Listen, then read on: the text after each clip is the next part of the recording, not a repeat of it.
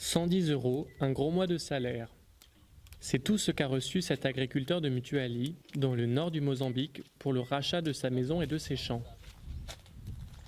Il n'a pas eu le choix. Agromose, une entreprise qui est arrivée ici en 2013 pour cultiver du soja à grande échelle, lui a racheté son bien selon les dispositions prévues par l'État. 2 ans après, il cultive de nouveaux champs, mais il n'a toujours pas terminé la construction de sa maison. Une centaine de familles ont cédé leur terrain pour laisser place à la nouvelle exploitation de 10 000 hectares. Si la plupart ont signé un accord de compensation, elles ont toutes été traumatisées par leur délogement brutal.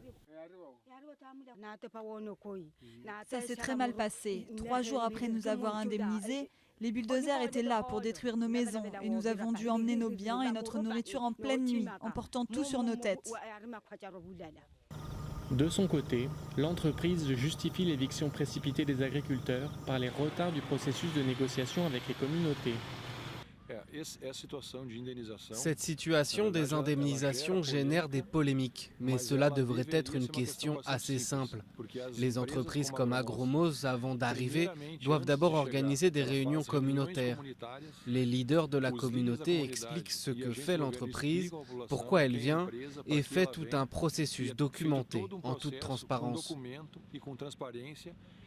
Même si la plupart des habitants délogés ont été indemnisés, l'école et le dispensaire promis par Agromose n'ont toujours pas été construits.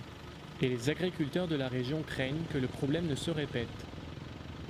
Car le nord du Mozambique attire les investisseurs.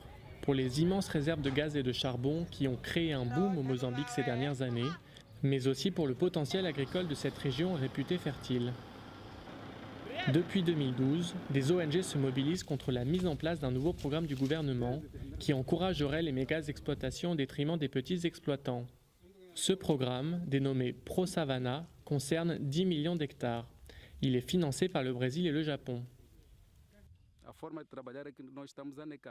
Nous critiquons leur façon de faire. Nous avons vu l'exemple d'Agromose où nous avons vu comment ils traitent les gens.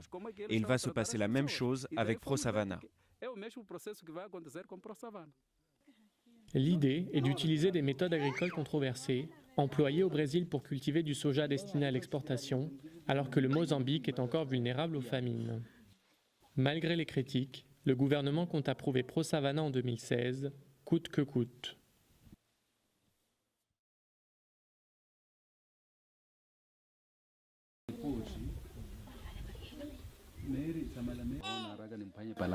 Obrigado.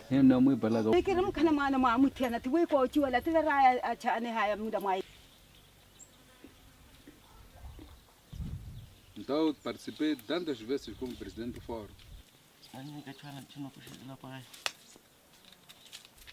Aku